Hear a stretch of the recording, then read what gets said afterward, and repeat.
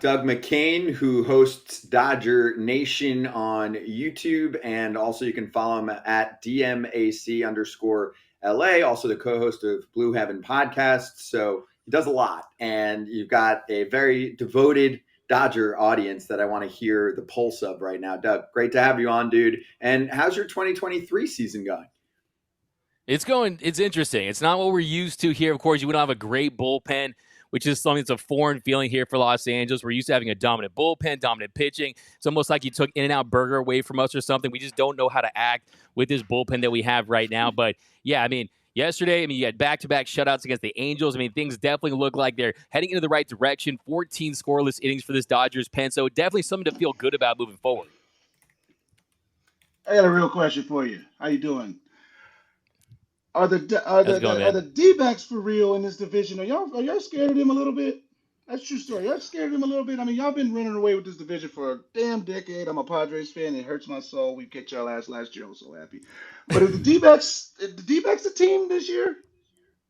Look, I definitely think the D-backs are a team that they're scrappy. They're a team that has tenacity. They're a team that use the put the ball in play. They run the bases. I think pitching with Nelson and Gallen, will that stand the test of time for the whole year? That's pretty much my only question. But I definitely think the Diamondbacks are for real. I definitely think the Diamondbacks are a team that's going to challenge the Dodgers. They're going to challenge the Padres. I took a lot of flack from Giants fans that said I was a homer because I picked the D-backs to finish ahead of the Giants this season. But obviously the Giants, they've gotten it going of late. But I definitely think this is one of the most competitive divisions in all of baseball right now. You have four teams that definitely have a chance to win it. I mean, I think the Diamondbacks, they're young. They're the team of the future, but they could also be the team of the present.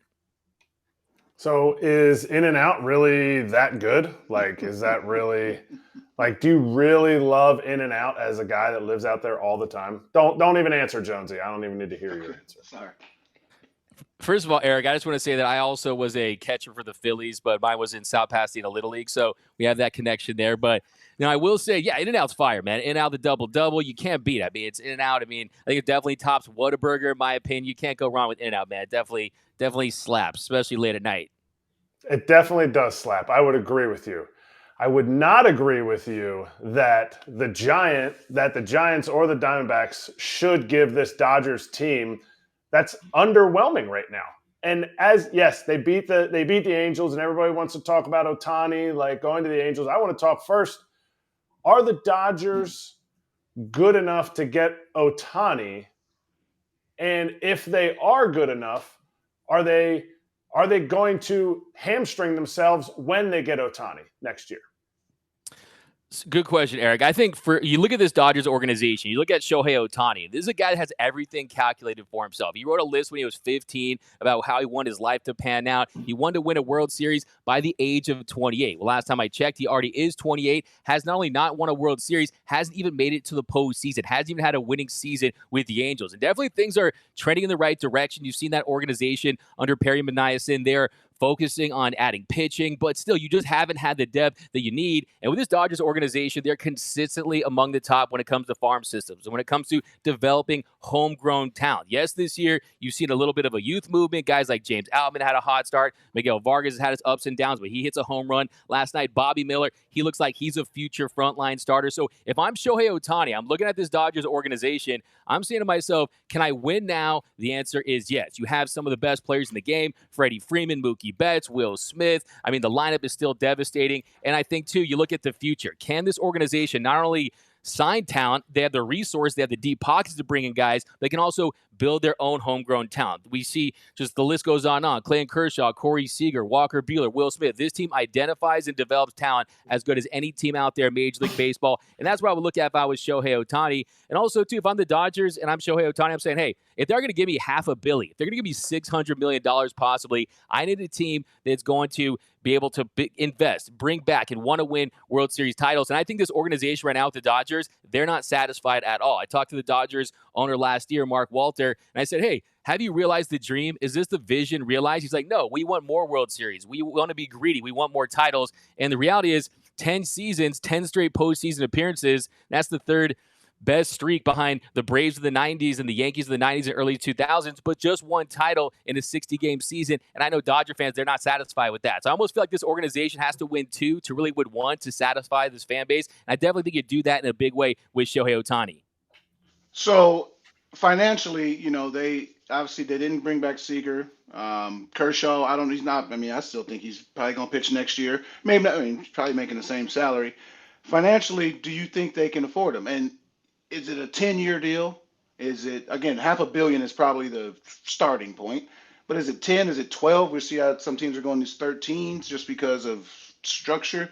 Um, do they have that? Do they have that money? Since they were in, there were some conversations of them in Judge. I don't know if there was a formal offer, but it's the Dodgers. It's not anybody else. So the way I look at it is I say, look, yes, can they afford it? Do they have the deep pockets and the resources? 100% they do. This team consistently leads all of Major League Baseball when it comes to revenue, when it comes to attendance. They print money. And I've said to Dodger fans at the beginning of the season that always complain about increased parking and increased beer prices and increased concession prices. Every time you take a bite of that $50 hot dog or that $100 beer, that $200 parking after they sign Ohtani, you got to feel good about it. That's the Ohtani tax you're giving for Ohtani. Like, I don't care if they have to make the jersey patch his logo, sign a Lionel Messi type of deal. You have a chance to get a once-in-a-generation type player. You have to go out there and do it. And also on top of that, if you look at the way this team has been structured, if you look at the offseason last year, they didn't make very many moves. And Dodger fans, they weren't happy about it. You mentioned Aaron Judge. Yeah, there was a lot of talk. Maybe they go after Aaron Judge. Maybe they go after Carlos Correa, Dansby Swanson, Xander Bogart, some of the big-name free agents. But they didn't do that. It's almost like when you ask your mom, hey, Mom, can we get McDonald's? And your mom's like, no, we have food at home. The food at home was still pretty good for the Dodgers last year and this year. They still have a lot of talent, and they've given themselves the flexibility to go after a Shohei Ohtani and definitely make it a reality. I just think it makes all the sense in the world. I mean, there's ties with this organization, Ohtani, dating back to when he was in high school, when he was being scouted by then. And with the Dodgers, they made a pitch to Ohtani back in 2017, and they tried to sell him on the idea that, hey, maybe you could play outfield and you could also be a pitcher. But we know that that wasn't realistic. But now you have the universal DH. You got a big market in the Dodgers. I think the big question I have is, does he want to consider an East Coast team? Does he want to possibly take a big bag from Stephen Cohen that has more money than God? Does he want to be in New York? Like I've said, I had Buster Olney on my show, and we were talking about this, and he thinks the Dodgers have as good of a shot as anyone. I said, hey, if he wants to be on the East Coast, let's move the Dodgers back to Brooklyn. Whatever it takes to get Shohei Ohtani. So you mentioned one thing about Shohei's kryptonite is a slider. Okay, well, his numbers on sliders are pretty much my career numbers. Actually, his slugging percentage is higher, so that sucks for me. But for him, do you feel like there's a chance? I can't believe I'm saying this. When he goes to the Dodgers, because you've already signed the contract, delivered it, $610 million. You heard it here first. Can they make Shohei Ohtani better with the knowledge and the information that they have? Well, Eric, it's really interesting because last night was actually the first time I'd ever seen Shohei Ohtani pitch in person. And the first thing that stood out to me in the bullpen just watching him warm up is the fact he's calling his own pitches. I mean, he is calling his own pitches, the sequencing. And last night, the interesting thing was, yeah, he's been throwing a lot of that sweeper. He's been throwing less splitter this season. Last night, he goes with that cutter, and he's reading pitches. And he's reading the fact that these Dodger hitters, they're not expanding the zone. They aren't chasing. And, of course, the one mistake he made to Freddie Freeman, he hits that bomb. But other than that, he's still dominating. He's still having 12 strikeouts. But, yeah, to answer your question, can he be better with the Dodgers? I think there's no question about the fact that Mark Pryor and what this pitching staff does, what this developmental staff does as far as sequencing and getting guys to be at their very best when their best is needed and just really optimize them. I definitely think they have that. But Shohei Ohtani, I think, for him, it's just about staying healthy, staying on the mound, and he's continued to evolve himself. Like I said, that sweeper slider is a nasty pitch. Really the only pitch that he's had issues with as far as hard contact and missing barrels is really that cutter. And for the most part, I mean, the velocity, last night, 12 strikeouts, he's still pumping 99 miles per hour, right? And it's just incomprehensible, a guy that is an ace, a Cy Young contender, and an MVP candidate. The guy who struck out 12 batters last night against one of the most potent lineups in the league also leads the sport in home runs. It just doesn't make any sense. And I think, yes, he's playing with Mike Trout. Yes, he's had some talent with the Angels, but I don't think top to bottom on the margins as far as depth, he has seen anything like he could possibly see with the Dodgers. And that is really how you win in this league. You got to have the depth. You have to have that to have the sustained winning. And I think he would have that in LA. I think that would make him a better player. Doug, it's spot on because the Dodgers are a top 5 team for the past decade plus in finding gems, right? We're not going to spend time educating on everyone that they've picked up both as hitters and as pitchers. But I'll just give you like a very real world recent example of why Dodgers front office, Dodger fans are like, Tyler Anderson. Last year we bring him over, we turn him around, we turn him into a number 3 starter or so. He has a sick year. It is not happening right now with the Angels. So it ends up really hurting the Angels because they spent good money on him. This is a soft tossing lefty who had one good year. And it's no offense to Tyler. It just to me paints the picture of what the Dodgers pitching machine can do. And then a guy leaves and all of a sudden grass is not greener. So I agree with you. I think you can flip that. And can Ohtani be better? Yeah, why not? Like you said, between what he can learn behind the scenes, the supporting staff that he has, I think that's a prime example, right? You've seen this for years, even though I know there's a lot of complaints this year about the bullpen. How often have the Dodgers not spent on their bullpen and found guys kind of like how the Rays have done, Andrew Friedman bringing that mentality over, picking up guys off waiver claims, and all of a sudden they're like 8th inning high leverage. No, I think that's a great point. A lot of fantastic points. By the way, Scott, big fan.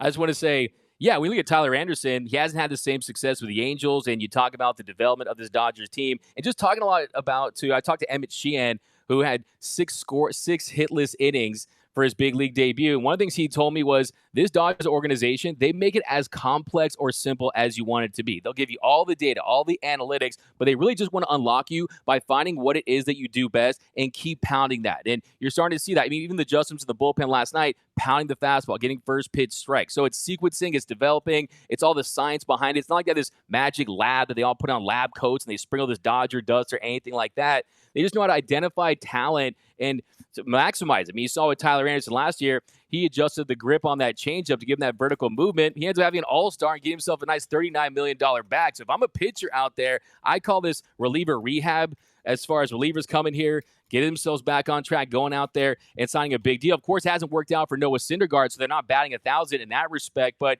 yeah, as far as not going out there and spending on relievers. That's just not what Andrew Friedman does. He doesn't like to get the big prospect capital for these big relievers. That's just not his MO. I mean, for his starters, yeah, he likes to do that. You see him going out there and make a trade for a Max Scherzer and a Trey Turner, giving up your top 2 prospects. If it's for a position player, yeah, you'll give Mookie Betts a $365 million bag or Freddie Freeman a $162 million bag. But it's not the same for relievers. For those players, he shops at Whole Foods. He shops at Gelson's, right? He shops those top-notch places. For relievers, it's more like the 99-cent store, right? He's not looking to do that. And also, too, as far as the trades go, I mean, he's a guy that you understand how competitive it is during the season with the expanded postseason. More teams that are making it, more teams that aren't going to want to part ways with their best guys. And I would love to see the Dodgers go out there and bolster this bullpen. But last year, who they trade for, Scott? They traded for Chris Martin. And at the time, people were blowing me up saying, Doug, this bullpen's not going to do anything. Who's Chris Martin? I thought he was the lead singer for Coldplay. I said, wait up. Look at the strikeout rate.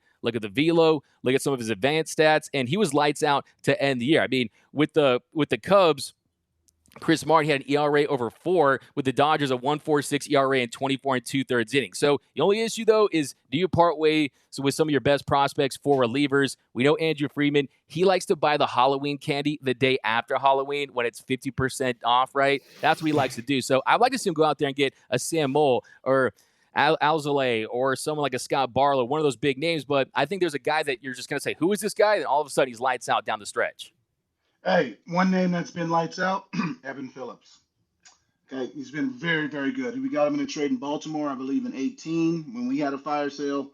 I walked in the clubhouse in New York looking like Will Smith on the last episode of Fresh Prince of Bel-Air. But I knew he had good stuff. He threw hard, had a good slider. We were a bad team, so I really didn't get to see much of him. But 5 years later, he is the closer right now for the Dodgers, and it's just good to see the persistence of just the game. And then he was getting lit. Now he's shoving it. So I'm happy to see that. Yeah, I know Evan Phillips has been just everything you could ever hope for him. He's another guy that you didn't know who he was. People are thinking that the Dodgers are bargain basement hunting. They got him off the dollar menu. But no, he turns out to be one of the best relievers in the league. And anytime you see someone from Tampa Bay, too, you got to really pay a close attention to it. You got to keep a close eye on that. And he's been one of the best relievers in the sport. A 2.12 ERA this season, a strikeout rate at 32.7%. Since he put on that Dodger uniform and added that cutter and started to throw that sweeper this season, he's getting soft contact. He's breaking bats. And I really can't wait to see kind of one of the big developments in Dodgerland as far as fixing this bullpen is the return of Daniel Hudson. And Daniel Hudson is a guy who, of course, he gets the final out of a World Series, so you know his pedigree there. But back-to-back games for OKC, the Dodgers AAA affiliate, had a 1-2-3 inning last night on 15 pitches. He's on track to join the Dodgers next week when they hit the road against Colorado and Kansas City. So to get him back and fortify this bullpen, give them some stability, that's going to go a long way, because then you take Evan Phillips, and we call him Fireman Phillips out here in LA. You can throw him into any high-leverage situation, top of the lineup, meat of the lineup, big situations, he can get big outs.